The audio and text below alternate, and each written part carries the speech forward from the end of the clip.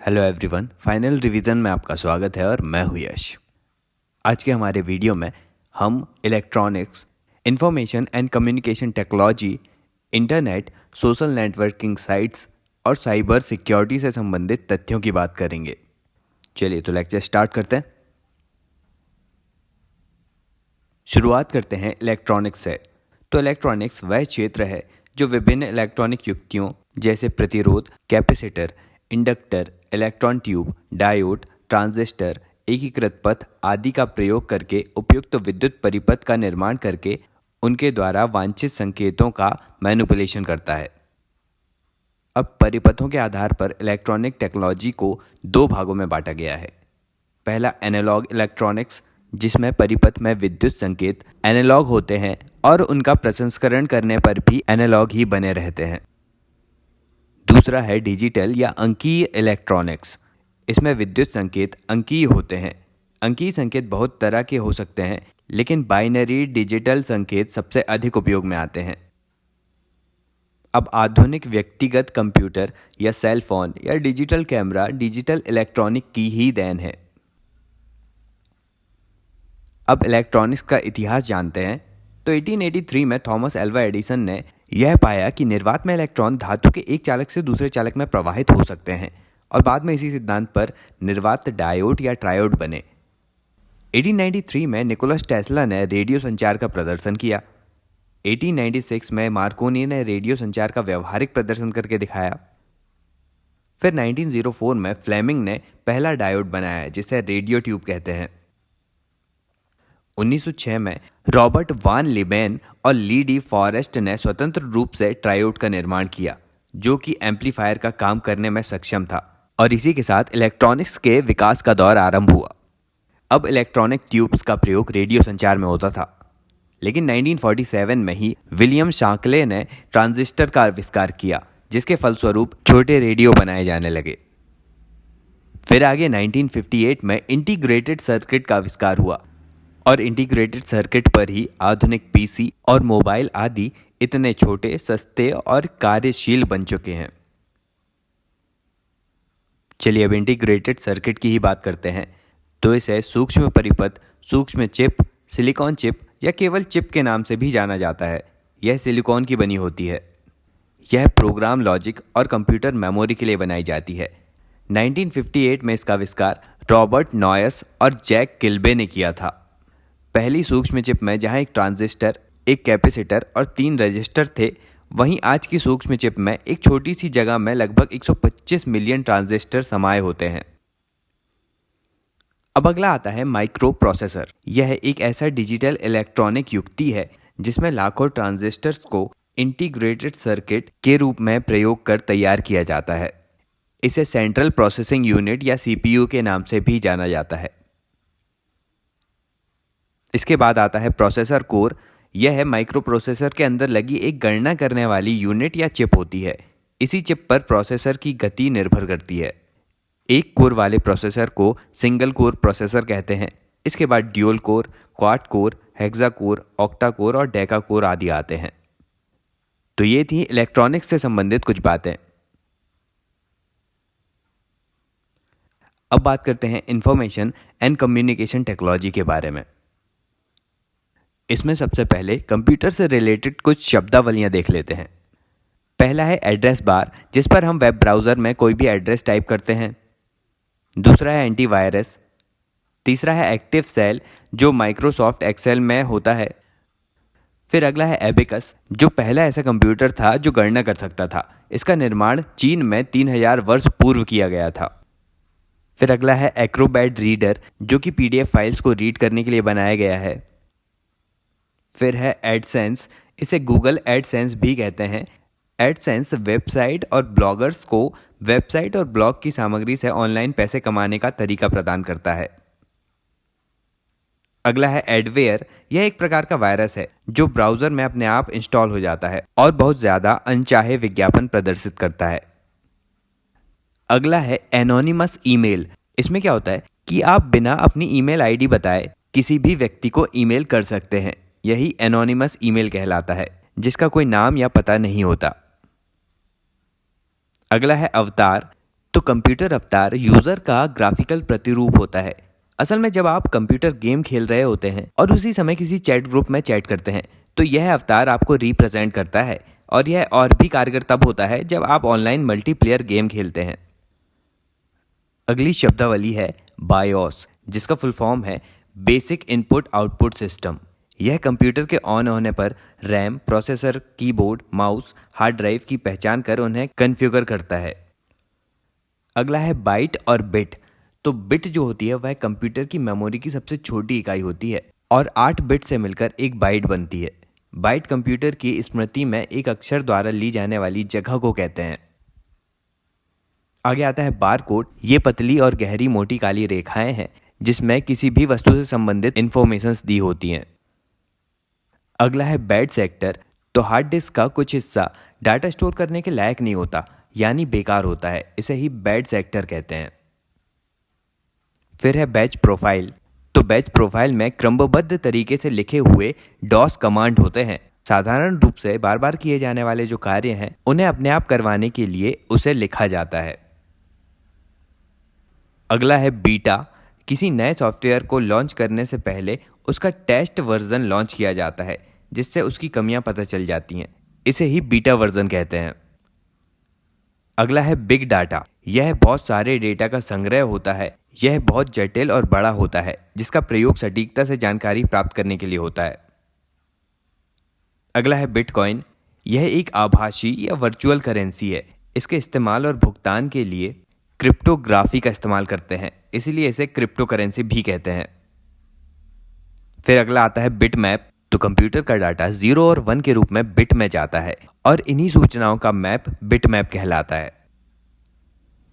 अगला है ब्लॉग। इसका फुल फॉर्म है वेब्लॉग। यह एक प्रकार की ऑनलाइन पर्सनल डायरी है। इस शब्द का प्रयोग 1997 में अमेरिका में किया गया था। हिंदी भाषा में ब्लॉग को चिट्ठा कहते हैं, जहां आप कुछ भी लिख सकते हैं। आगे है ब्लू रे डिस्क। तो सीडी और डीवीडी के बाद फिल्मों और डेटा के स्टोर करने के लिए ब्लू रे डिस्क का यूज हो रहा है और इसे पढ़ने के लिए नीले रंग के प्रकाश का यूज होता है। ब्लू रे डिस्क में 50 गीगाबाइट डाटा स्टोर किया जा सकता है। अगला है सीडीएमए या कोड डिवीजन मल्टीपल एक्सेस। अब सीडीएमए पर आधारित मोबाइल में सिम नहीं होती, और यदि होती भी है तो एक ही कंपनी की सिम लगाई जा सकती है। आगे आता है क्रोम।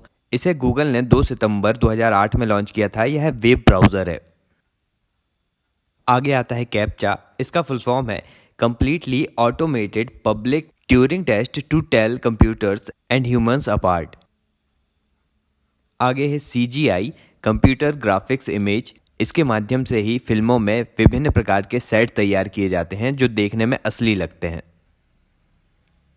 फिर आता है क्लाउड कंप्यूटिंग, जो सभी प्रकार के डाटा जैसे डॉक्यूमेंट, फोटो, म्यूजिक, वीडियो आदि को कंप्यूटर के साथ साथ इंटरनेट पर भी सेव करके रख सकते हैं।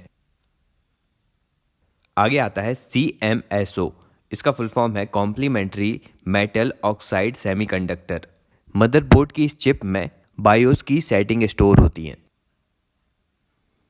आगे है कंपाइलर। यह एक या अधिक कंप्यूटर प्रोग्राम्स का समूह होता है जो किसी उच्च स्तरीय कंप्यूटर भाषा जैसे C++, जावा आदि में लिखे प्रोग्राम्स को किसी दूसरी कंप्यूटर लैंग्वेज में बदल देता है।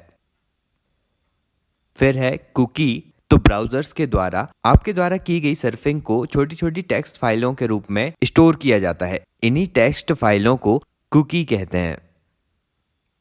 फिर आती है कैशे मेमोरी। इसे CPU की मेमोरी कहते हैं। यह आकार में तो छोटी होती है लेकिन कंप्यूटर की सबसे तेज मेमोरी है। आगे आता है DTR, डेटा ट्रांसफर रेट। तो डेटा की एक निश्चित मात्रा को एक डिवाइस से दूसरे डिवाइस में ट्रांसफर करने के लिए जो समय लगता है वही DTR है। आगे आता है डाटाबेस, जो कि डेटा को एक निश्चित प्रारूप में स्टोर करना होता है। फिर आता है डीबगिंग। जब कोई व्यक्ति सॉफ्टवेयर में बग का पता लगाकर उसे हटाता या प्रोग्राम को सही करता है तो यह प्रक्रिया डीबगिंग कहलाती है। अगला है DNS, domain name system. DNS आपकी साइट का मुख्य पता या वेब एड्रेस होता है। जैसे गूगल का डोमेन नेम है www.google.com। इसमें .com डोमेन है। अब अगला आता है एक्सेल। तो माइक्रोसॉफ्ट एक्सेल एक बहुत ही उपयोगी ऑफिस सॉफ्टवेयर है। यह एमएस ऑफिस के पैकेज में आता है। इसमें आप एक स्प्रेडशीट तैयार कर सकते हैं और उसे टेबुलर फॉर्मेट में open, create, edit, formatting, calculate, share, print आदि करने का कार्य कर सकते हैं। आगे है ईथरनेट। यह लोकल एरिया नेटवर्क तैयार करने का एक प्रोटोकॉल है। आगे है एन्क्रिप्शन, जो किसी मैसेज या सूचना को भेजने की ऐसी प्रक्रिया है जिसमें इलेक्ट्रॉनिक डाटा को एक अलग फॉर्म में कन्वर्ट किया जाता है और केवल सूचना भेजने वाला तथा प्राप्त करने वाला ही इसे पढ़ सकता है। अब इससे पहले जो ईथरनेट देखा ना हमने, तो उसका प्रयोग बहुत से कंप्यूटर्स को इंटरनेट से जोड़ने में होता है। आगे आता है इलेक्ट्रॉनिक आर्टिकल सर्विलेंस, EAS। यह नए जमाने का एंटी थीफ सिस्टम है जो मॉल्स और लाइब्रेरीज में होने वाली चोरी को पकड़ता है। आगे FAQ का फुल फॉर्म होता है फ्रीक्वेंटली आस्क्ड क्वेश्चंस। आगे FAT32 का फुल फॉर्म है फाइल एलोकेशन टेबल। इसका प्रयोग हार्ड डिस्क ड्राइव की स्टोरेज के प्रकार को दर्शाने में होता है। आगे है फाइल एक्सटेंशन। तो कंप्यूटर में फाइल्स की पहचान के लिए उनके पीछे कुछ शब्द लगा दिए जाते हैं, जैसे फोटो में .jpg लगता है, यही फाइल एक्सटेंशन है। आगे आता है फायरवॉल, जो कि कंप्यूटर सिस्टम और नेटवर्किंग का एक हिस्सा है। इसका प्रयोग अनाधिकृत उपयोग को रोकने में होता है। FTP का फुल फॉर्म है फाइल ट्रांसफर प्रोटोकॉल। यह इंटरनेट प्रोटोकॉल है जिसमें TCP या IP कनेक्शन के माध्यम से दो कंप्यूटर्स के बीच फाइल्स ट्रांसफर की जाती हैं। आगे आता है गेटवे। ये इंटरनेट के माध्यम से बना ऐसा नेटवर्क है जो दो या दो से अधिक कंप्यूटर्स के बीच एक पुल का काम करता है, जिससे उसके बीच डाटा ट्रांसफर किया जा सके। आगे आता है गीगाबाइट, जो कंप्यूटर की मेमोरी का मात्रक है। फिर गीगाहर्ट्ज़, यह कंप्यूटर के प्रोसेसर की क्लॉक स्पीड दर्शाता है, मतलब कंप्यूटर एक सेकेंड में कितने डाटा की गणना कर सकता है। आगे आता है GIS, मतलब जियोग्राफिकल इंफॉर्मेशन सिस्टम। इसके माध्यम से पृथ्वी की भू आकृति और भूभाग को डिजिटल रूप में प्रस्तुत किया जाता है। आगे GPS का फुल फॉर्म है ग्लोबल पोजीशनिंग सिस्टम। GPU का फुल फॉर्म है ग्राफिक्स प्रोसेसिंग यूनिट। GPU एक प्रोसेसर की तरह काम करता है जिसके अंदर ग्राफिक्स कैलकुलेशन होती है। यह कंप्यूटर ग्राफिक्स का सारा काम देखता है। आगे है HTTP, hyper text transfer protocol, जो एक एप्लीकेशन प्रोटोकॉल है जिसका प्रयोग इंटरनेट पर डाटा ट्रांसफर करते समय होता है। अब हैकर कौन होता है? यह किसी भी प्रोग्रामर द्वारा बनाए गए प्रोग्राम में अनाधिकृत प्रवेश करता है और सिस्टम को अपने नियंत्रण में ले लेता है। आगे आता है हब, जो एक ऐसा हार्डवेयर डिवाइस है जो कई कंप्यूटर्स को नेटवर्क से जोड़ता है। फिर हाइबरनेट आता है, जो कि ऐसी प्रक्रिया है जिसमें आप अपने कंप्यूटर के अंदर किए जा रहे समस्त कार्य को बिना बंद या समाप्त किए कंप्यूटर को शट डाउन कर सकते हैं। आगे है हाइपरलिंक, जो एक ऐसा लिंक होता है जो किसी शब्द, इमेज या वीडियो से जोड़ दिया जाता है। आगे है ICS, मतलब इंटरनेट कनेक्शन शेयरिंग। इसमें लोकल एरिया नेटवर्क में अपने कंप्यूटर का इंटरनेट कनेक्शन दूसरे कंप्यूटर के साथ शेयर किया जाता है। फिर आता है IP या इंटरनेट प्रोटोकॉल। जब कंप्यूटर को इंटरनेट से जोड़ते हैं तो आपके डिवाइस को इंटरनेट पर पहचानने के लिए खास कोड होता है जिससे आपकी लोकेशन और नेटवर्क का पता चलता है। इसे IP एड्रेस या इंटरनेट प्रोटोकॉल एड्रेस कहते हैं। आगे है जॉयस्टिक। यह एक इनपुट डिवाइस है जिसका प्रयोग कंप्यूटर पर गेम्स खेलने के लिए किया जाता है। फिर जैमर एक ऐसा यंत्र है जो मोबाइल फ़ोन को बेस स्टेशन से सिग्नल लेने से रोकता है। अगला है जुमला। यह ब्लॉगिंग के लिए एक निःशुल्क प्लेटफॉर्म है। फिर जेल ब्रेक, इसका प्रयोग आईफोन्स में होता है। जब आप आईफोन्स के जेल ब्रेक कर रहे होते हैं तो इसका मतलब है कि आप आईफोन्स की डिफ़ॉल्ट सिक्योरिटी को तोड़ रहे हैं और सिस्टम में मनचाहे बदलाव कर सकते हैं, बिल्कुल जैसे एंड्रॉयड को रूट किया जाता है। अगला है की लॉगर। यह एक स्पाई टूल है। इसका प्रयोग कीबोर्ड को रिकॉर्ड करने के लिए किया जाता है, यानी आप कीबोर्ड से कुछ टाइप करते हैं तो वह भी रिकॉर्ड होता है। फिर है की स्ट्रोक। यह कीबोर्ड पर टाइपिंग करते समय आप जितनी बार कीबोर्ड के बटन को प्रेस करते हैं वही की स्ट्रोक कहलाता है। इसमें स्पेस के बटन को भी गिना जाता है। आगे है मदरबोर्ड। तो यह कंप्यूटर का वह भाग है जो इनपुट आउटपुट डिवाइसेस, मेमोरी और प्रोसेसर आदि को जोड़े रखता है। यह एक प्रकार का प्रिंटेड सर्किट बोर्ड है। आगे आता है पिक्सल। तो कोई भी स्क्रीन या फोटो पिक्सल से ही मिलकर बनी होती है। 10 लाख पिक्सल से मिलकर 1 मेगापिक्सल बनता है। आगे आता है मॉडेम, जो इंटरनेट की सुविधा प्राप्त करने में यूज होता है। इसमें टेलीफोन लाइन से आने वाले एनालॉग सिग्नल्स को मॉड्यूलेट करके डिजिटल सिग्नल में बदला जाता है और कंप्यूटर से आने वाले सिग्नल को डीमॉड्यूलेट करके एनालॉग सिग्नल में बदला जाता है। इसे ही मॉड्यूलेशन और डीमॉड्यूलेशन कहते हैं। आगे आता है NIC या नेटवर्क इंटरफेस कार्ड। इसे ईथरनेट कार्ड और नेटवर्क एडॉप्टर भी कहते हैं। अब जो मदरबोर्ड होता है ना, वह नॉर्थ ब्रिज और साउथ ब्रिज 2 सर्किट में बटा होता है। इसमें नॉर्थ ब्रिज का काम होता है CPU और CPU के कैलकुलेट डेटा और इंफॉर्मेशन डेटा को साउथ ब्रिज तक पहुंचाना। आगे आता है NFC या नियर फील्ड कम्युनिकेशन। यह एक high frequency wireless communication technology है जो कम दूरी यानी ज़्यादा से ज़्यादा 10 सेंटीमीटर की दूरी से 2 डिवाइस के बीच डेटा ट्रांसफ़र कर सकती है। फिर आता है नेट न्यूट्रलिटी। इसका मतलब है कि जो भी स्पीड आपने इंटरनेट के लिए सेलेक्ट की है वह सभी वेबसाइट्स और एप्लीकेशंस के लिए एक समान होगी। आगे है ऑपरेटिंग सिस्टम, जो कई सारे प्रोग्राम्स का समूह होता है। यह हार्डवेयर और यूजर्स के बीच एक पुल का काम करता है। फिर आगे OMR का फुल फॉर्म है ऑप्टिकल मार्क रीडर। यह OMR सीट में उत्तरों की जांच ऑप्टिकल मार्क रिकॉग्निशंस के आधार पर करता है। आगे है ऑप्टिकल कैरेक्टर रीडर।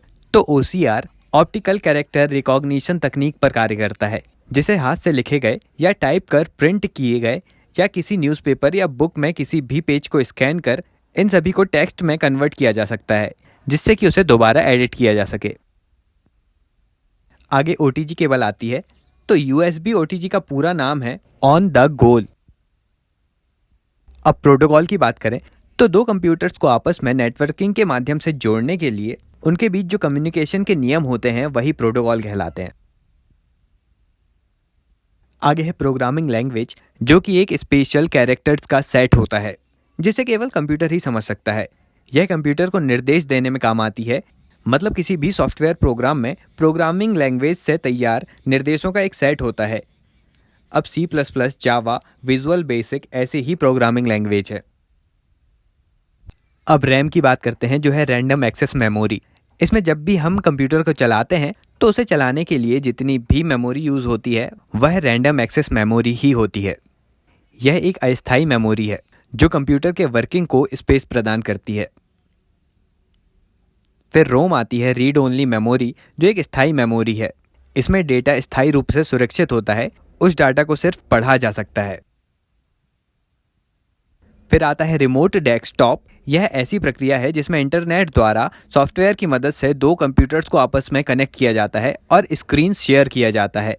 इस प्रक्रिया को रिमोट डेस्कटॉप कनेक्शन कहते हैं। फिर है रेटिना डिस्प्ले। इस तकनीक में किसी भी इमेज को स्पष्ट रूप से देखने के लिए उसके पिक्सेल्स की संख्या बढ़ा दी जाती है ताकि स्क्रीन पर देखते समय हमारी आंखों पर कम प्रभाव पड़े। आगे आता है स्टार टोपोलॉजी, जो कि लोकल एरिया नेटवर्क का एक प्रकार है। तो लोकल एरिया नेटवर्क किस तरह का है, मतलब इसकी आकृति, लेआउट या संरचना किस प्रकार की है, इसे ही टोपोलॉजी कहा जाता है। और स्टार नेटवर्क टोपोलॉजी में एक हब से ही सारे कंप्यूटर्स को जोड़ा जाता है। इस नेटवर्क में एक होस्ट होता है जिससे बाकी कंप्यूटर्स को कंट्रोल किया जाता है। आगे है सॉफ्टवेयर बग। तो जब डेवलपर कोई कंप्यूटर प्रोग्राम बनाता है तो बनाते समय उसमें खामियां रह जाती हैं, इसे ही सॉफ्टवेयर बग कहते हैं। आगे आता है टॉर ब्राउज़र। इसका full form the onion router internet है। इसका प्रयोग लोग डार्क वेब में अपनी पहचान छिपाने के लिए करते हैं। इसमें एक खास किस्म के फायरफॉक्स ब्राउज़र की सहायता से इंटरनेट पर बिना ट्रैक हुए एनोनिमस ब्राउज किया जाता है। अगला है IP या TCP। TCP मतलब ट्रांसमिशन कंट्रोल प्रोटोकॉल। यह भी IP की तरह ही 2 कंप्यूटर्स के बीच डाटा ट्रांसफ़र करता है। अब TCP ना डाटा को छोटे छोटे भागों में बांटता है और IP के माध्यम से इन पैकेट्स पर लक्ष्य स्थल का पता अंकित किया जाता है।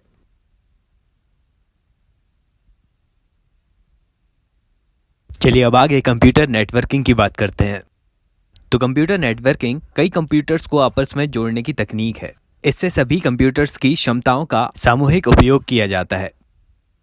अब नेटवर्किंग या संयोजन भी दो प्रकार का होता है। पहला है लोकल एरिया नेटवर्क या लेन। इस नेटवर्क का प्रयोग दो या दो से अधिक कंप्यूटर्स को जोड़ने में होता है। यह स्थानीय एरिया पर काम करने वाला नेटवर्क है। यह घरों, कार्यालयों और भवन समूहों को कवर करता है, मतलब एक कमरे या एक बिल्डिंग तक सीमित है।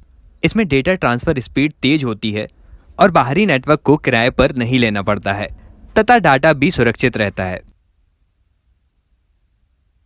इसके बाद आता है मैन या मेट्रोपॉलिटन एरिया नेटवर्क। यह एक उच्च गति वाला नेटवर्क है। यह लेन से बड़ा और वेन से छोटा नेटवर्क होता है, जो कि एक शहर से दूसरे शहर को जोड़ता है। इसके अंतर्गत दो या दो से अधिक लोकल एरिया नेटवर्क एक साथ जुड़े होते हैं। यह एक शहर की सीमाओं के भीतर स्थित कंप्यूटर नेटवर्क है, जिसमें राउटर, स्विच और हब मिलकर एक मेट्रोपॉलिटन एरिया नेटवर्क का निर्माण करते हैं। अब मेन का रखरखाव तो कठिन होता है, लेकिन इसकी गति उच्च होती है। अब तीसरा आता है वेन या वाइड एरिया नेटवर्क। यह क्षेत्रफल की दृष्टि से सबसे बड़ा नेटवर्क है। यह पूरे विश्व को जोड़ने का कार्य करता है। इससे डाटा सुरक्षित रूप से भेजा और प्राप्त किया जाता है। वेन में कंप्यूटर्स आपस में लीज्ड लाइन या स्विच्ड सर्किट के द्वारा जुड़े होते हैं। इंटरनेट इसका एक अच्छा उदाहरण है। बैंकों का एटीएम सुविधा वाइड एरिया नेटवर्क का ही उदाहरण है। वेन तार रहित नेटवर्क है, जिसमें कि डेटा संकेतों और उपग्रहों के माध्यम से प्राप्त या भेजा जाता है। चलिए अब अगले टॉपिक में बात करते हैं इंटरनेट के बारे में। तो इंटरनेट इंफॉर्मेशन टेक्नोलॉजी की आधुनिक प्रणाली है। इसे विभिन्न कंप्यूटर नेटवर्क्स का विश्व स्तरीय समूह या नेटवर्क कह सकते हैं। इसका कार्य सूचना प्रदान करना और सूचना पहुंचाना होता है। अब इंटरनेट की हिस्ट्री की बात करें तो मूलतः इंटरनेट का प्रयोग अमेरिकी सेना के लिए हुआ था।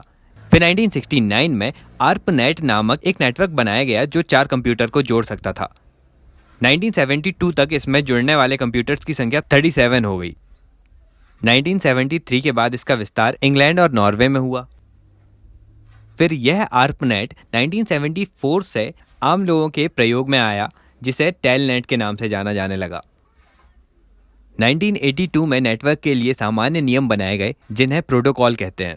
इसे टीसीपी या आईपी मतलब ट्रांसमिशन कंट्रोल प्रोटोकॉल या इंटरनेट प्रोटोकॉल के नाम से जाना जाता है।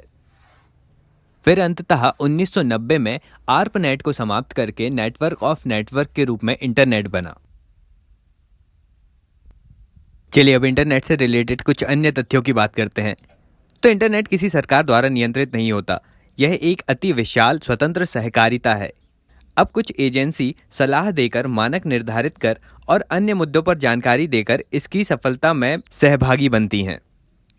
इंटरनेट के विभिन्न क्षेत्रों के लिए मानक और गाइडलाइन तय करने और रिसर्च करने वाला समूह वर्ल्ड वाइड कंसोर्टियम WWC कहलाता है। अब सर्वर की बात करें तो वह कंप्यूटर जो किसी नेटवर्क के स्रोतों जैसे प्रोग्राम और डाटा को व्यवस्थित करता है और एक केंद्रीय स्टोरेज एरिया उपलब्ध कराता है, उसे सर्वर कहते हैं। वह कंप्यूटर जो स्टोरेज एरिया तक एक्सेस कर प्रोग्राम या डाटा लेना चाहता है, उसे क्लाइंट कहते हैं। अब इंटरनेट पर एक क्लाइंट जो कई सारे सर्वरों की फाइल्स और प्रोग्राम तक एक्सेस कर सकता है, होस्ट कंप्यूटर कहलाता है। आम आदमी का कंप्यूटर होस्ट ही होता है। इंटरनेट की अंदरूनी संरचना में एक ट्रांसपोर्टेशन सिस्टम होता है। एक ट्रांसपोर्टेशन सिस्टम में ट्रैफिक का ज्यादातर लोड हाईवे वहन करते हैं, जो बड़े शहरों को जोड़ते हैं। ठीक इसी प्रकार इंटरनेट में कुछ मुख्य कम्युनिकेशन लाइन होती है जो ट्रैफिक का अधिकतम भार वहन करती है। इन कम्युनिकेशन लाइंस को संयुक्त रूप से इंटरनेट बैकबोन कहा जाता है। इंटरनेट एक पैकेट आधारित नेटवर्क है, मतलब जो डाटा आप ट्रांसफर करते हैं वह पैकेट्स में बंट जाता है। अब इंटरनेट ऐसे काम करता है कि इसके नेटवर्क विशेष कंप्यूटर से जुड़े होते हैं, जिसे राउटर कहते हैं। राउटर नेटवर्क से इंफॉर्मेशन प्राप्त करता है और डिसाइड करता है कि यह किस आईपी एड्रेस में जाएगी। फिर आईपी एड्रेस में उसे भेज दिया जाता है। 1984 तक यही चलता था, लेकिन 1984 में डोमेन नेम की खोज हुई, जिसके बाद आईपी एड्रेस की जगह डोमेन नेम स्थापित कर दिया गया मानव की सुविधा के लिए। अब यह जो आईपी एड्रेस है, यह 4 नंबरों का समूह होता है। ये आपस में एक दूसरे से डॉट के माध्यम से जुड़े होते हैं। नंबर 0 से लेकर 255 तक हो सकते हैं। अब आगे यूआरएल की बात करते हैं। इसका फुल फॉर्म है यूनिफॉर्म रिसोर्स लोकेटर, जो कि एक पर्टिकुलर वेबसाइट या वेब पेज को रिप्रेजेंट करता है। यूआरएल की शुरुआत 1994 में टिम बर्नर ली ने की थी। URL के 3 हिस्से हैं। पहला है HTTP hyper text transfer protocol, जिसकी मदद से इंटरनेट पर डाटा ट्रांसफर होता है। दूसरा है डोमेन नेम, जिसकी मदद से पर्टिकुलर वेबसाइट का पता चलता है। और तीसरा आता है .com। यह डोमेन एक्सटेंशन है जो यह दर्शाता है कि वेबसाइट किस प्रकार की है। अब आगे इंटरनेट से रिलेटेड कुछ डिवाइसेस की बात करें तो ये है ISDN लाइन, जो कि है इंटीग्रेटेड सर्विस डिजिटल नेटवर्क। यह एक इंटरनेशनल टेलीकम्युनिकेशन स्टैंडर्ड है जो आवाज़ के संचार के लिए वीडियोस तथा डेटा को भी डिजिटल लाइंस के द्वारा 64 किलोबिट्स पर सेकेंड की दर से संप्रेषित करता है। टेलीफोन कंपनियां आमतौर पर 64 KB पर सेकेंड चैनल ही बातचीत के लिए उपलब्ध कराती हैं।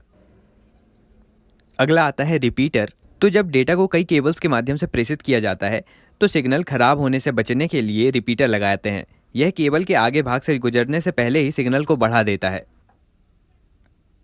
आगे देखते हैं यूजनेट के बारे में। तो अनेक प्रकार की सूचनाओं को एकत्रित करने के लिए इंटरनेट के नेटवर्क यूजनेट का ही प्रयोग करते हैं। इसके माध्यम से यूजर विभिन्न समूहों से अपने लिए आवश्यक सूचनाएं एकत्रित कर सकता है। फिर आता है आर्ची। तो फाइल ट्रांसफर प्रोटोकॉल में स्टोर फाइल्स को खोजने के लिए आर्ची का प्रयोग होता है। अगला है वेरोनिका प्रोटोकॉल, जो गोफर के माध्यम से कार्य करता है। इसके माध्यम से सूचनाएं तेजी से प्राप्त की जाती हैं। तो ये सारी बातें थी इंटरनेट के बारे में।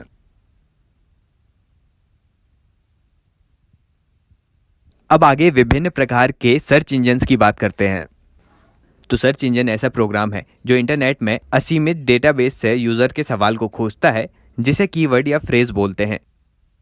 अब कुछ प्रमुख सर्च इंजन की लिस्ट इस प्रकार है: गूगल, बिंग, याहू, आस्क.com, AOL.com, Baidu, Wolfram Alpha, DuckDuckGo, Internet Archive, yandex.ru, CXSite, web crawler, Lycos, Infoseek, AltaVista, Inktomi, Dogpile, wiki.com, CC search, Gibiru, Search Encrypt, Start Page, Swisscows, Board Reader, Excite, Ecosia, Exalead, Gigablast, Mojeek, Qwant, SEARX, SOGOU, Soso, Yandex, Yippy, Youdao, Netscape, Groovle, Tor search और Ahmia, ये सारे कुछ प्रमुख search engines हैं। अब बात करते हैं वेब ब्राउजर्स की। तो ब्राउजर एक प्रकार का सॉफ्टवेयर प्रोग्राम है जो वेब पर मौजूद संसाधनों को यूजर को उपलब्ध कराता है। अब इंटरनेट पर text, image, videos, audios, PDF और अन्य फॉर्मेट्स में भी सूचना उपलब्ध हो सकती हैं। कुछ वेब ब्राउजर्स के उदाहरण हैं: गूगल क्रोम 2008 में बना, मोजिला फायरफॉक्स मोजिला फाउंडेशन के द्वारा बनाया गया, सफारी एप्पल कंपनी ने 2003 में निकाला था, इंटरनेट एक्सप्लोरर माइक्रोसॉफ्ट ने 1995 में निकाला था। इनके अलावा कुछ अन्य वेब ब्राउजर्स हैं: Opera, Konqueror, Linux, UC browser, Microsoft Edge, Slimjet browser, Maxthon, Slim browsers, Netscape browsers, Pale Moon, Vivaldi, Avast secure browser, Tor browser, Brave browser, SeaMonkey, GNU IceCat, Yandex browser और Dooble आदि।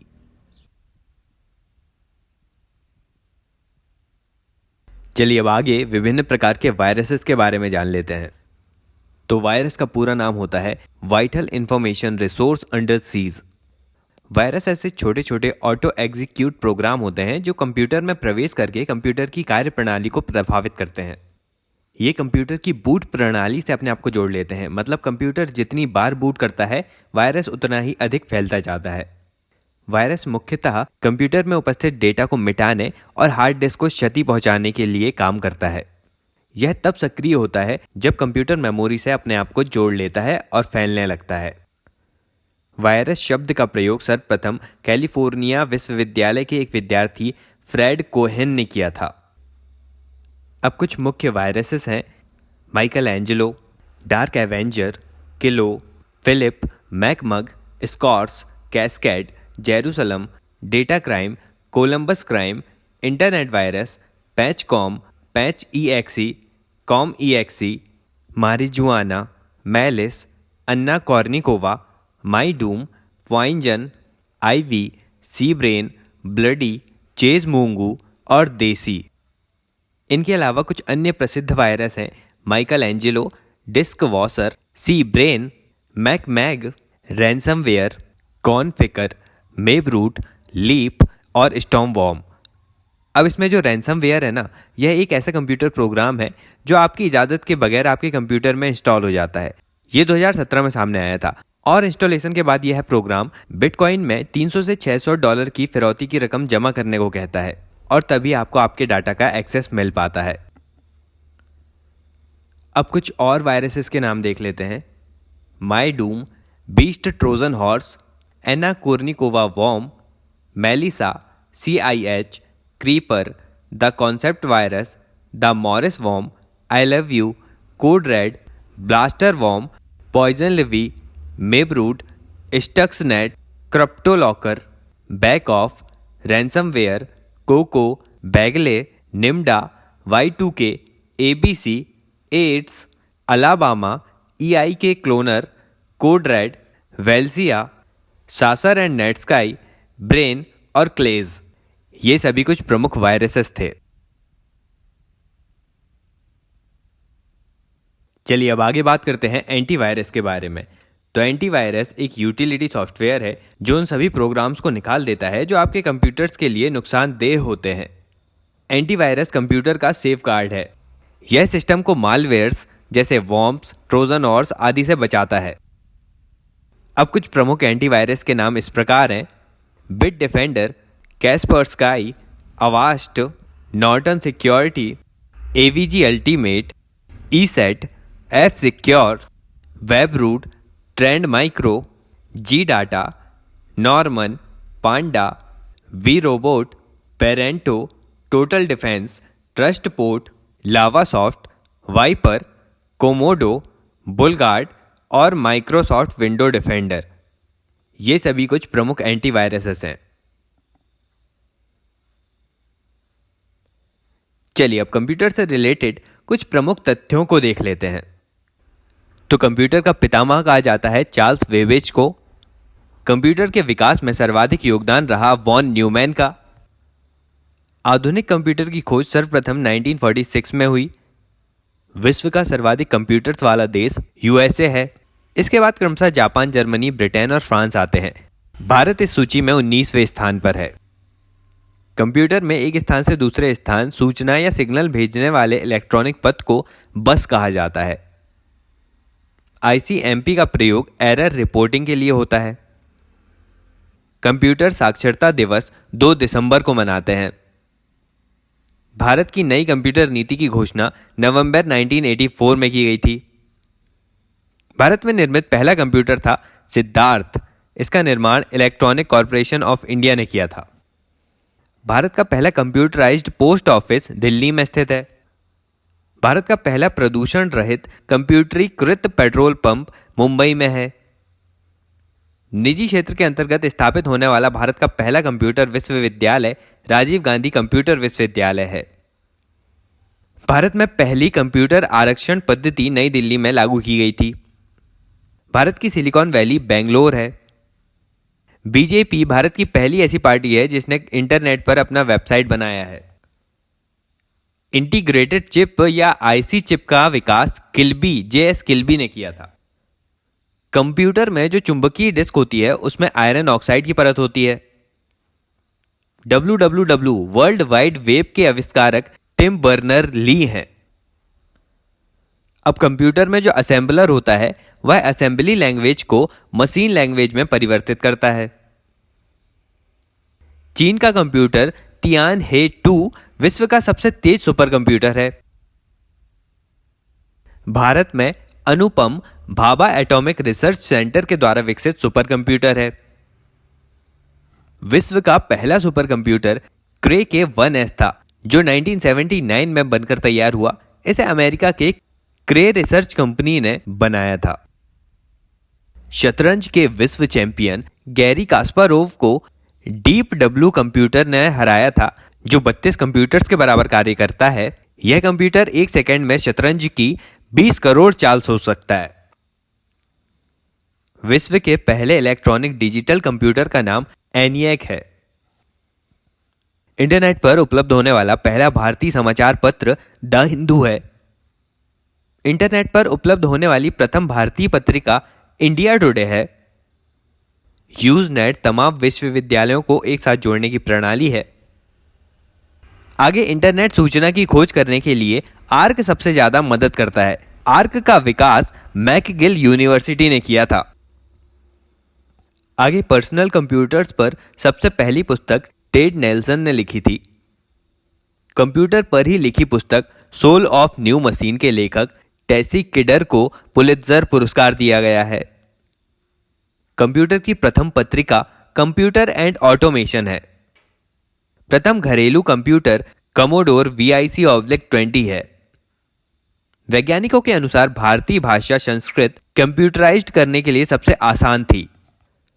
अब programmes के लिए विकसित की गई सर्वप्रथम भाषा फोर्ट्रॉन थी। हिंदी कमांड स्वीकार करने वाला कंप्यूटर भाषा प्रदेश है।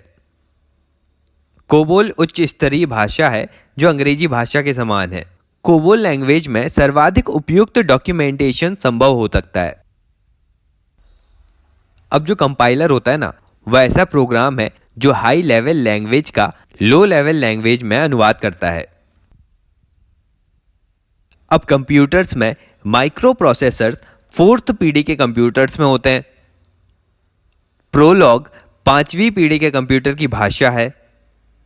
पुणे के सीडेक के वैज्ञानिकों ने 28 मार्च 1998 को पर सेकेंड 1 अरब गणना करने की क्षमता से युक्त कंप्यूटर परम 10,000 का निर्माण किया। इस कंप्यूटर के विकास का श्रेय डॉक्टर विजय पी भास्कर को जाता है। भारत में सर्वप्रथम नेशनल एरोनॉटिक्स लैबोरेटरीज बेंगलुरु ने फ्लोसावर नामक सुपर कंप्यूटर विकसित करने में सफलता पाई थी।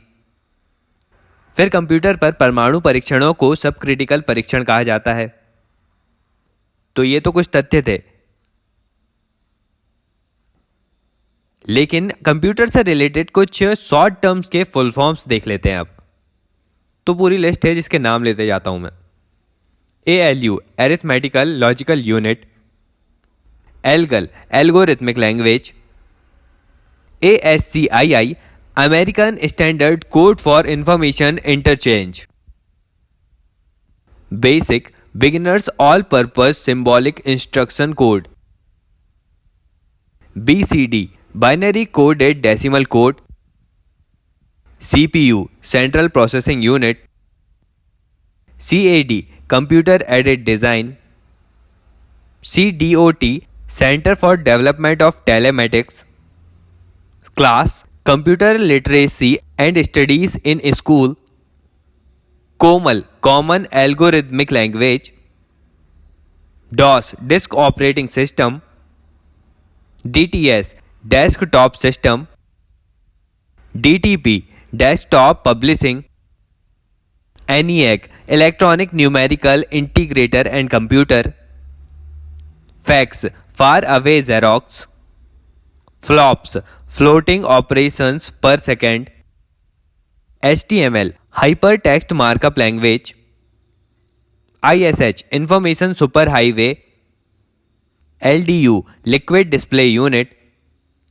LISP list processing, MICR magnetic ink character reader, MIPS millions of instruction per second, MOPS millions of operation per second, modem modulator demodulator, NICNET national information centre network, OMR optical mark reader, PC DOS personal computer disk operating system, PROM programmable read only memory, RPG report program generator, snowball string oriented symbolic language, VDU visual display unit, VLSI very large scale integration, और last में है WWW world wide web. तो ये सारी बातें थी electronic information technology और computer के बारे में सारे डिटेल्स। तो आज का लेक्चर बस इतना ही रखते हैं। लेक्चर पसंद आया तो लाइक कर दीजिए, ज़्यादा से ज़्यादा शेयर भी कीजिएगा। अभी के लिए चलता हूँ, मिलते हैं अगले वीडियो में एक नए टॉपिक के साथ। Thank you so much for listening.